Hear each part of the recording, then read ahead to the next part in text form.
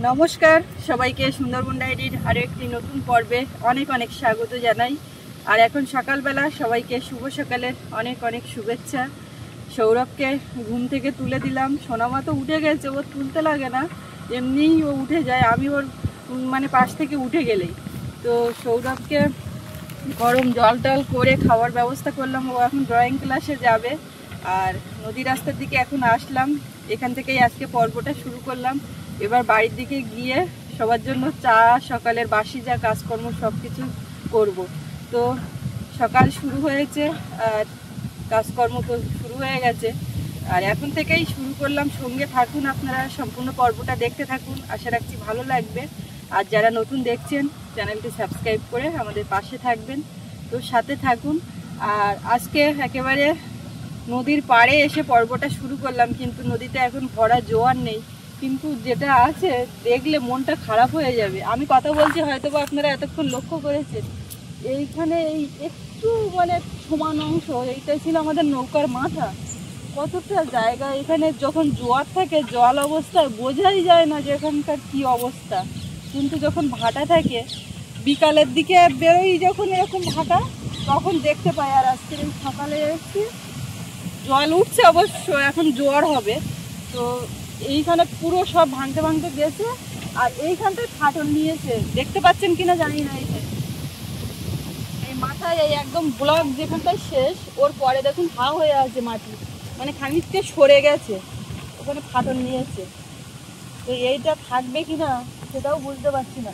ওইখানে যতটা জায়গা ভেঙেছে ওপাশে ঠিক সেম ততটা ভেঙে আর এখন আপাতত বন্ধ আছে, কিন্তু এই ফাটলটার কি হবে জানি না। সকালবেলা নদীর ভরা জোয়ার দেখলে যেমন মনটা ভালো হয়ে যায়, এই জোয়ার ভাটা দেখতে দেখতে নদীর সৌন্দর্য, নদীর এই রূপ ভালো লাগে, আপনাদেরকে দেখাই। কিন্তু এই যে ভাঙন এইটা দেখলে কিন্তু মনটা ভালো লাগে না। কিন্তু এই মতো পরিস্থিতি এইখানটায়, আবার এই বিনাপানির থেকে দয়াপুরের এইদিকে ওপাশটায় আমাদের বোটটা রাখা আছে, সেখানেও এক জায়গায় ফাটল নিয়েছে। বিভিন্ন জায়গায় বিভিন্ন রকম অবস্থা হচ্ছে, খুব খারাপ অবস্থা। আর যে সমস্ত জায়গায় এই নদী বাঁধগুলো এরকম কাঁচা, এখানে তাও ঢালাই দেওয়া আছে, অন্যান্য জায়গায় কাঁচা, সেখানেও অবস্থা খারাপ। বিনাপানি মেলাতে যাচ্ছিলাম, আপনাদের দেখাচ্ছিলাম যে রাস্তার কাজ হচ্ছে, সেখানে মাটি দেওয়া, আবার সেই মাটি সরিয়ে এইদিকে আনা, ভেতরের দিকে ঢুকছে। তো কি করা যাবে এই মতো পরিস্থিতি? নদী এলাকার মানুষজনের খুবই সমস্যা। এই নদীর চরে আমরা যখন নেমে ভিডিও করি, গাছের গুঁড়ি, বাড়ির বিভিন্ন রকমের জিনিসপত্র, ইট কাঠ, তারপরে ছোট ছোট ওই ডোবা মতন পলি পড়ে গেছে, তবু তাদের সেই পুকুর এই সমস্তগুলো বোঝা যায়। আর এখন ভাঙার পরে আর মোটে বোঝা যায় না। সবাই ওই ভেতর পাড়ার দিকে চলে গেছে, বা এই রাস্তার খানা দিয়ে ভেতরে ভেতরে ঘর বাড়ি করেছে সবাই। অনেকটা চওড়া ওই পাশ থেকে রাস্তা ছিল, কিন্তু সেসব ভাঙতে ভাঙতে এইদিকে এসছে। তো যাই হোক, ভাঙা তো থাকবে, ওটা প্রকৃতির উপর ছেড়ে দিই। এখন সৌরভকে রেডি করে পাঠিয়ে দিই, আর সকালে এখন চা করে নিয়ে যেতে হবে ওই বাগানের দিকে। মা বাবা আর সঙ্গে ছেলেরা আছে, ওরা কাজকর্ম করছে ওদিকটায়। একটু সকালবেলা চা নিয়ে যাবো। সোনামা উঠে বিছানাতে, ওর এখন বের করবো না, এই যে হাওয়া হচ্ছে না, ও যতক্ষণ না খুব কান্নাকাটি করবে, এমনি খেলছে, এটা নিয়ে খেলছে, ওটা নিয়ে খেলছে, খেলতে থাকবে। কান্নাকাটি করলে তবে বের করব। আর এখন এই নদী রাস্তার উপরে গেছিলাম, উপরে হাওয়া, গাছপালা নড়া দেখে বুঝতে পারছেন রাস্তার উপরে কিন্তু ঠান্ডা ঠান্ডা। রোদও আছে, সকাল হওয়ার সঙ্গে সঙ্গে রৌদ্র, কিন্তু এই উপরে হাওয়ার জন্য একটু ঠান্ডা। সকালবেলা উঠে এই ঠান্ডা জল মুখে দিতে গেলেও এখন ঠিকঠাক খাওয়া যাচ্ছে না। তো এক হাঁড়ি গরম জল করে নিয়ে খাওয়ার জলটা গরম, যে যা খাবে। সাবধানে এসো। হ্যাঁ,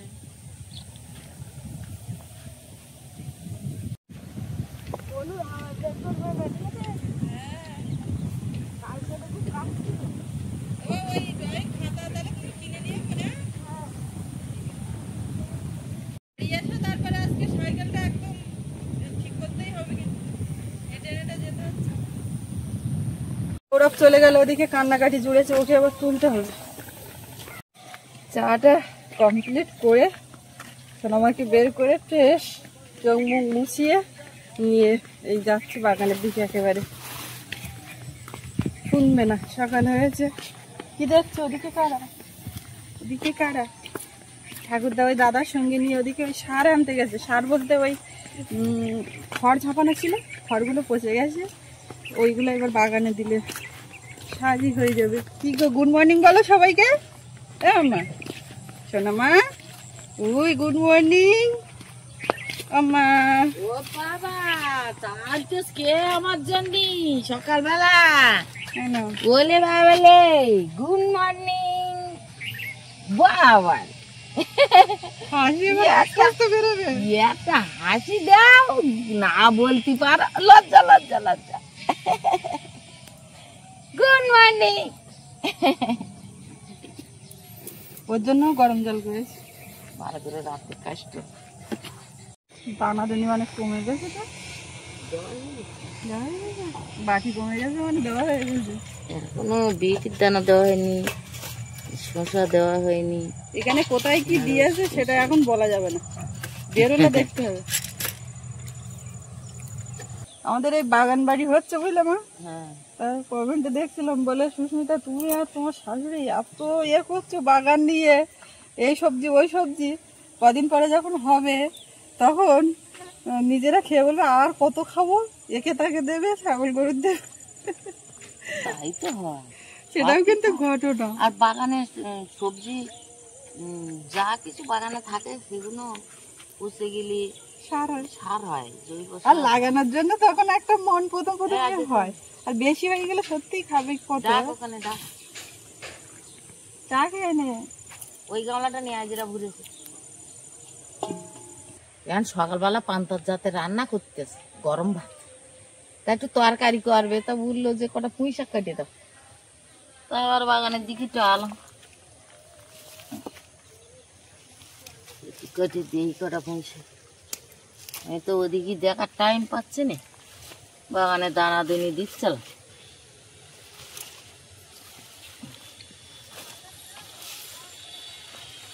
এখানে তো আমি কাশি নিয়ে আসিনি, হাত দিয়ে নিচ্ছি কেটে।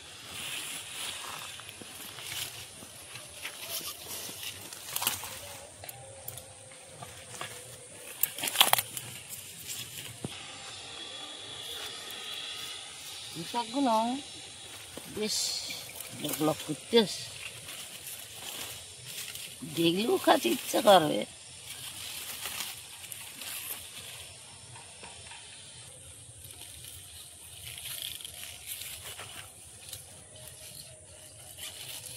এই শাক এবছর মাচা করিনি,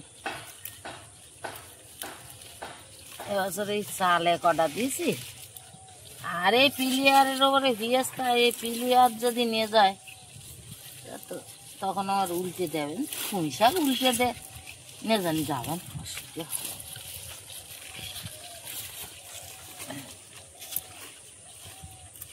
আর হচ্ছে না। পান্তার জাতের খাওয়া এতেই হয়ে যাবে। শাকগুলো খাওয়া খাওয়া করতে দুপুরবেলা দেখি পান্তার জাতে পুঁই শাক খেয়ে নেই, আর দুপুরবেলা দুপুরের জাতে আবার লাল যদি তুলতে বলে তুলবো। কোয়ালে জোয়াল আসেনি তাহলে না না না, শুধু মাটি চালতে হবে, আলু বাগানে ডেলা ভাঙতে হবে না, ডেলা ভাঙা শুধু মাটি চাইলে সমান করে পিলি টেনে ছুঁয়ে দিতে হবে। এখন আমি আসতেছি ওই মাদাগুলো, এই পচা খড় সার একটু একটু করে মাদা ঢেকে দিতে হবে, না তো পাখিতে। নদীতে জোয়ার উঠছে, মা চলে গেছে জাল নিয়ে, রাত্রে তো ফেলে, আবার এখন দিনের বেলাতেও গেছে, আর বাবা পান্তা খেয়ে নিয়েছে। ওদিকে পুঁই শাক রান্না হচ্ছে, ভাত বসানো হলে সবাই মিলে খাওয়া হবে। তো রান্নাঘরটা একটু গোবর মাটি দিতে হবে এখন।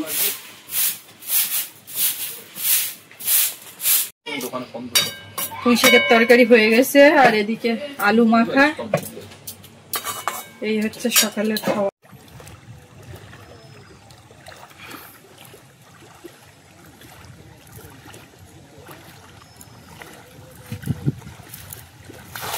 হাওয়ায় বাতাসে যা বেরিয়ে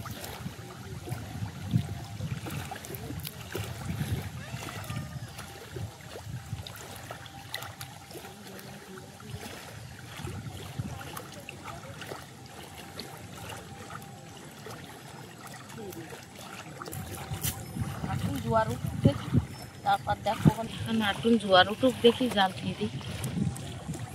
পড়বে না, আবার গেলাম তো মাছ পড়ে নিয়ে, সব বাতাসের মাছ পড়ে না। ফিরে আস যদি পুটটা তা পড়েনি, তা বাড়ি আছে পুকুরিকে ঝাড়া তুলবো কি আছে, আমার তো মাছ মারার জায়গার হয়নি।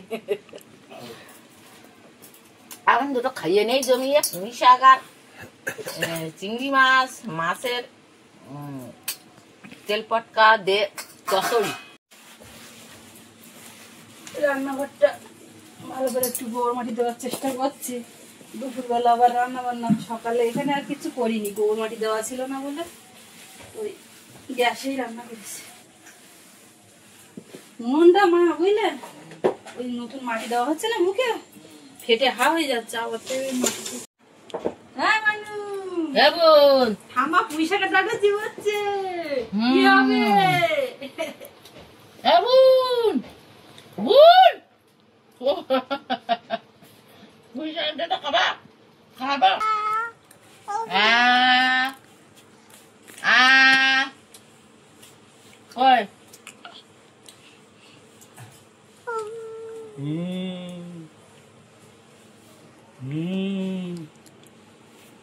কিছুই মাছ ধোয়া করে একটু অল্প কাছাকাছি আছে, আজকে আর বেশি নেই, একটা কাছাকাছি করব, করে নিজেও চান করব, সোনামাকেও চান করাবো। অন্যদিন মানে অন্য সময় এরকম সময় চান করানো হয়ে যায়, তা মা বলছে এখন একটু এই শীতকালের সময় একটু বেলাতে দাও, আর হালকা একটু কাশি হচ্ছে, ওই জন্য একটু পরে বসে আছে ঠাকুরদার কাছে, আর এদিকে আমরা কাজ করে নিচ্ছি সব।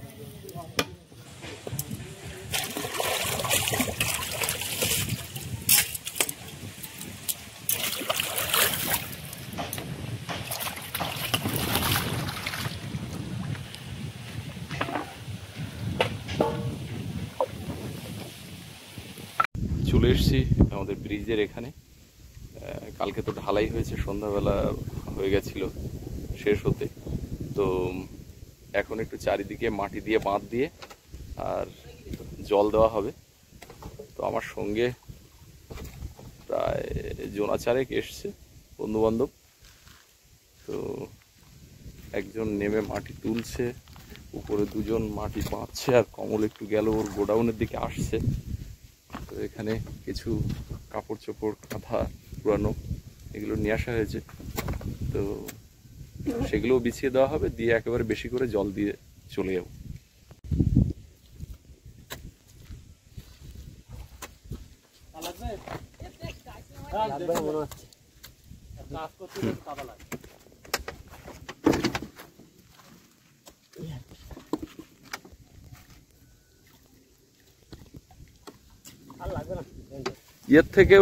এর থেকে ওই টোপর পোনা ভালো।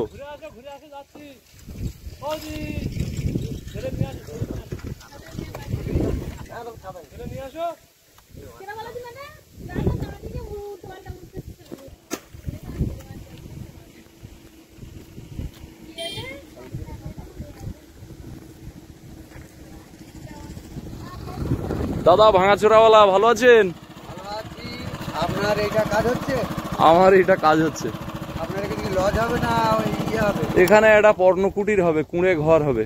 কুঁড়ে ঘর না দাদা, ওটা তা কি একটা ভালো ওই কোনো বাসঘর হবে কোন রকমে? বাসঘর আমি একটা শুনছিলাম অন্যরকম। কি শুনছি? কোনো নার্সিং টাইপের? না না, ওসব বাজে কথা। আমার থাকার জায়গা নেই, সেটা দেখেছিস ভালো করে? নদীর ধারে টিনের বেড়া দেওয়া ঘর, এই দ্বীপের ভিতরে সব থেকে খারাপ ঘরে আমি বাস করছি এখন। তাহলে এটা বাসঘর থেকে ভেঙে যাচ্ছে বলে আপনি উঠে আসবেন? না না, ওরকম বিষয়টা না। ভাঙলে কি ও তো সবার যাবে। আরে ও ভাঙার সঙ্গে যায় আসে কি? ও ভাঙলে কার কি হবে? সবার যা হবে তাই হবে। চলে যাচ্ছিস? হ্যাঁ, এখন আপাতত বাড়ি যাই, এখন আসবো আবার রাস্তা। না, মাল ভারী হয়ে গেছে। হ্যাঁ।